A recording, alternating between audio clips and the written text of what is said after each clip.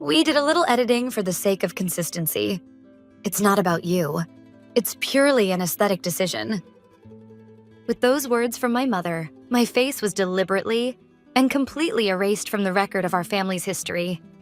My name is Alexandra Hansen, 38 years old. On Thanksgiving evening, I was behind the wheel of my car driving up the long, winding driveway that led to my parents' grand home. This annual gathering was never a celebration for me. It was an obligation. The dining room of my parents' grand home was the very image of a perfect family's perfect Thanksgiving. At the center of the polished mahogany table sat an enormous golden brown turkey that could only have been made by a professional chef. Around it, cranberry sauce, pumpkin pie, and mashed potatoes were arranged with almost artistic precision. But the stack of bills for this flawless spectacle would, as always, end up in my mailbox a few days later. At this immaculate table, there was one person missing: my beloved daughter, Brittany. She was spending Thanksgiving with my ex-husband's family this year. "Alexandra, come sit down," my mother called. Her voice was as sweet as honey, yet laced with the kind of steel that tolerated no refusal. As I took my seat, my sister Samantha, sitting across from me, looked me up and down, every inch from head to toe, and said in a deliberately loud voice, "Oh, Alexandra, that deep green dress is lovely. Did you buy it with your company's profits? I saw people on social media saying your cosmetics brand wasn't worth the price. You're holding up okay, I hope? Well, we do depend on your income, so I guess you'd better keep doing well, right?" Her husband gave an awkward cough, but Samantha just smiled triumphantly. My father pretended not to hear and started carving the turkey. My mother murmured, "Samantha, stop that," though her eyes were clearly entertained. They all wrapped themselves in the warm blanket of my financial success, and by belittling the one who wove that blanket, they managed to preserve their own fragile pride. When dinner wound down, my father announced, "Well then, time for the annual family photo. Everyone, gather by the fireplace." A photo, a family portrait, frozen forever as a record. The professional photographer moved efficiently, setting up the tripod and adjusting the lights. My parents sat on the central sofa, my sister and her husband nestled beside them, and my nieces and nephews arranged themselves cheerfully among the cushions. "Alexandra, would you stand at the end there?"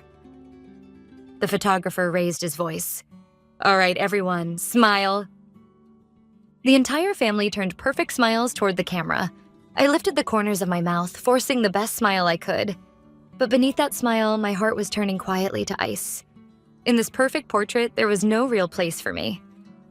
The sharp click of the shutter echoed through the room. A dry, brittle sound, like something inside me had cracked apart. It was a quiet afternoon, a few weeks after Thanksgiving, when a heavy parcel arrived at my office. The sender, my mother. Inside was a photo album bound in luxurious leather. On its cover, embossed in gold, were the words, "The Hansen Family, Thanksgiving Memories." It was the kind of thing my mother adored, an object that screamed perfection, crafted to impress anyone who saw it. I took a sip of the coffee my secretary had brought me and slowly opened to the first page. There it was, the family portrait taken in front of the fireplace that evening. Perfect smiles, perfect poses, perfect happiness. I looked to the far end of the hearth where I remembered standing. I had been there, but in the album I wasn't. Where my face should have been, there was only brick, carefully redrawn, seamlessly blended, as if I had never existed at all. A block of ice formed in my chest as I turned the page with trembling fingers. The next photo. Me, laughing with my niece at the dinner table. Or rather, her laughing alone. Her bright smile untouched, while the space where my face should have been glowed with an eerie blur of white, like a ghostly flare of light. Next page. In the photo where I'd been talking with my father, the outline of my head had been replaced by the pattern of the curtain behind me. Page after page, I vanished. My existence erased, one photograph at a time. Carefully, methodically, as if I were being edited out of the family's history altogether. In the suffocating stillness, I picked up my phone and called my mother. Her voice, when she answered after a few rings, was bright and cheerful. "Oh, Alexandra, you got the album. Isn't it wonderful? The photos came out beautifully this year." My voice was flat, drained of all feelings. "My face is missing." My mother hesitated for a moment, then, without the slightest trace of remorse, said calmly, "Oh, that. Yes, we did a little editing for the sake of consistency. You were wearing that deep green dress, remember? Everyone else was in earth tones, so it threw off the balance. The photographer and I agreed it would look cleaner this way. Don't take it personally. It's not about you. It's purely an aesthetic decision. An aesthetic decision. With those words, my image, my presence, had been deliberately, completely deleted from the record of my own family. I only said, "I see." Then I hung up. Today, everyone sees me as the founder of Aura, a successful cosmetics company, a woman who has made it on her own. But just 10 years ago, I stood at the edge of despair, newly divorced, holding my baby daughter Brittany in my arms with no idea what the future would bring. When I turned to my parents for help, all they said was, "See? We told you so." Not words of sympathy, words of contempt. To them, my misfortune wasn't something to grieve over. It was merely a stain on the family's image. That was when I understood, down to the marrow of my bones, that I would never again live a life dependent on anyone. From that moment on, I swore to build a fortress with my own hands, a place where Brittany and I could survive on our own. The days that followed were a blur of struggle. But after endless nights of work, when the first skincare serum I created finally exploded in popularity on social media, the world changed overnight. Aura became the talk of the beauty industry, and the business expanded at a breathtaking pace. Ironically, the moment I began to build wealth, the very family who had once looked down on me descended like a pack of hyenas. It began with something small.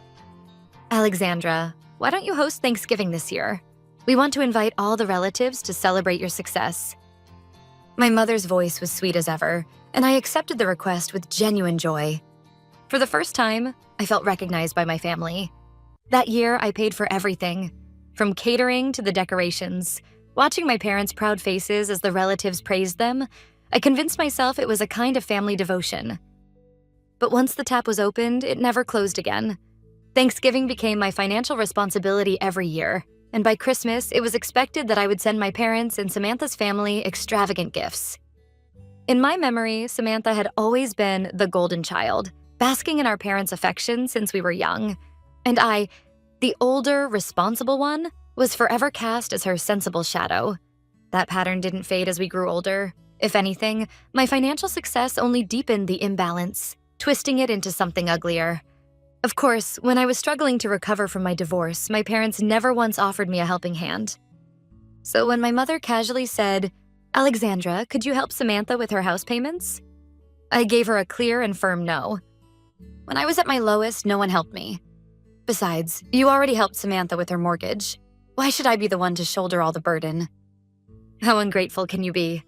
Her voice dropped low, trembling. We're family, Alexandra. It's natural for those who have more to help those who have less. Ever since you found success, you've become so cold, so selfish. It breaks my heart. Her words struck like a blade, slicing straight into my guilt, and from the other end of the line, my father added fuel to the fire. She's right, Alexandra. Who do you think made your success possible in the first place? Don't you have any gratitude toward your family? They always left me with the same two choices: to be the cold-hearted traitor, or to become once again the dutiful, compliant daughter they could exploit. But I didn't maintain that twisted relationship out of blind obedience. I had my own reasons and my own calculations. It was about risk management. My parents were perpetually in financial trouble. If I cut them off, who knows what kind of scandal they might cause, or how much damage it could do to Aura's reputation. Aura CEO's family caught in money scandal. A headline like that could destroy everything I'd built. So I paid them, silenced them, and kept their lives on a short leash. It wasn't generosity. It was a necessary business expense. The root of their financial ruin went back to my grandfather, who had seen through my father's wasteful habits early on. He left neither the company nor the family fortune to my father.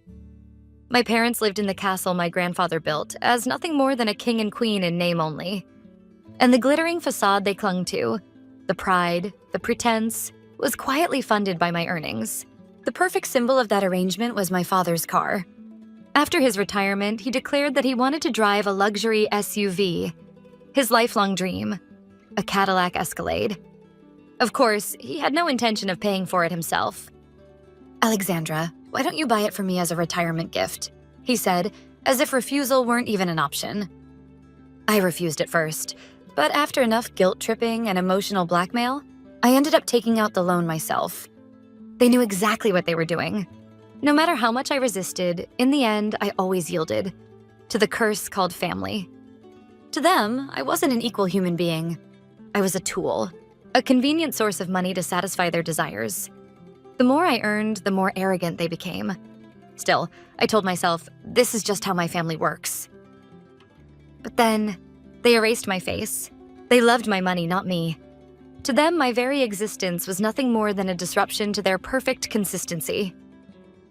Fine then, let them have what they want. I'll disappear, not just from their photographs, but from their lives entirely. I am no longer their sponsor, no longer their walking wallet. I am Alexandra Hansen, a person in my own right, and the mother of Brittany, the one irreplaceable treasure of my life. It ends now. The words echoed softly through my quiet office. They weren't meant for anyone else. They were avowed to my own soul. This isn't revenge. It was the rightful act of reclaiming the life that had been stolen from me again and again.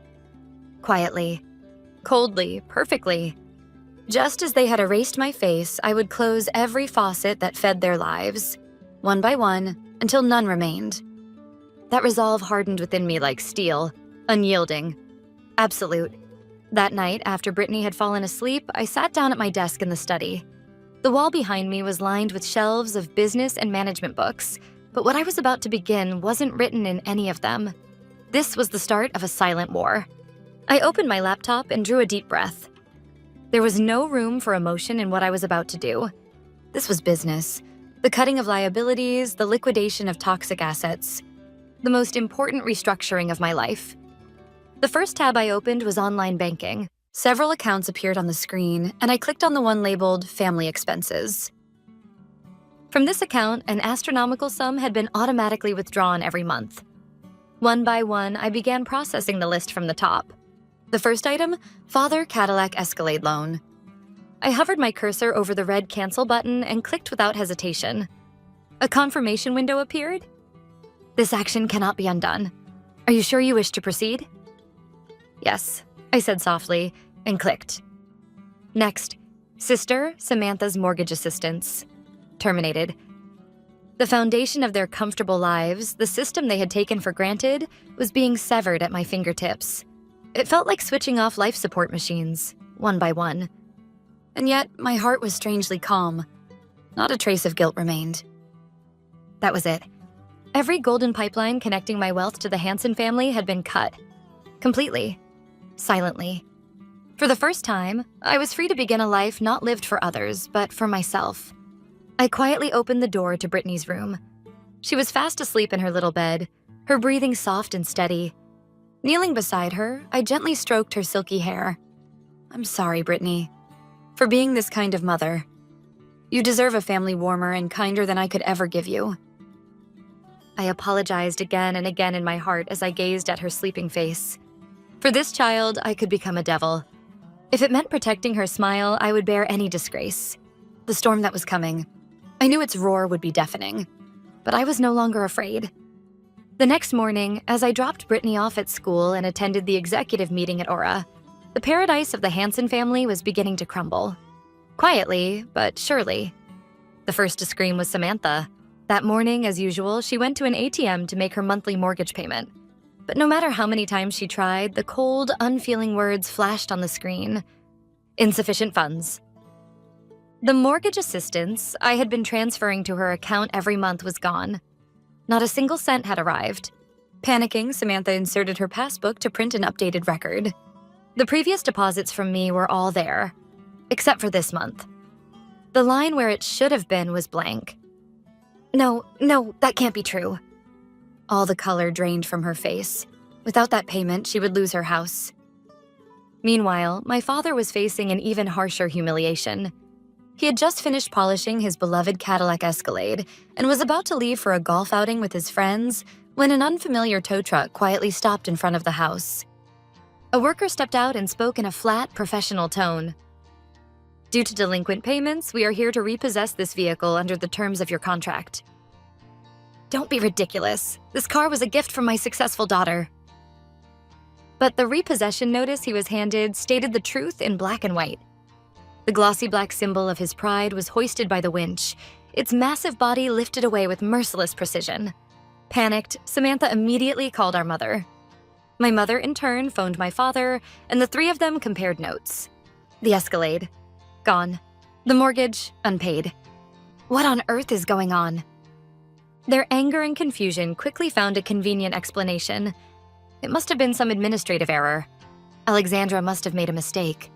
The idea that I had deliberately cut off their money flow never even crossed their minds.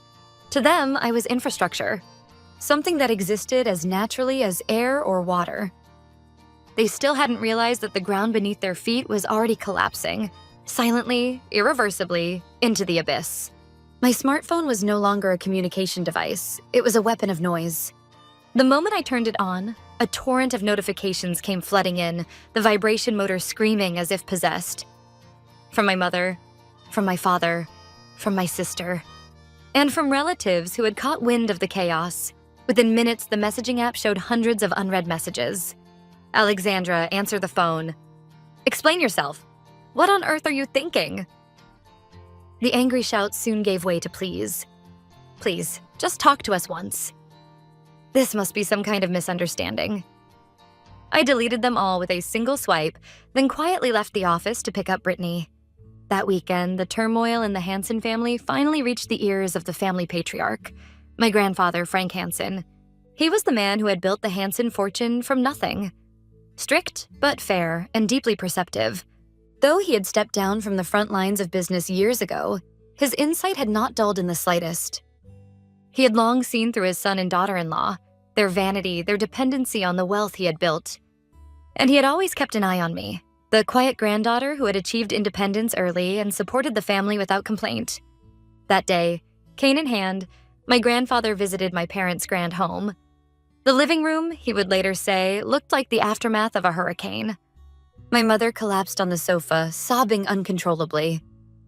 My father sat slumped in an armchair, a whiskey bottle clutched in his hand, muttering curses at the wall.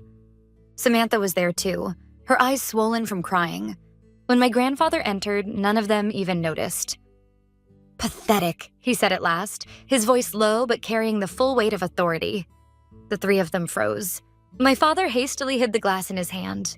My mother wiped at her tears. My grandfather's cold gaze swept over them. Now, tell me how you intend to justify what you've done to Alexandra. They exchanged anxious glances. My father stammered first. Dad, this is Alexandra's doing. She's gone completely out of control. But my grandfather cut him off sharply. Silence.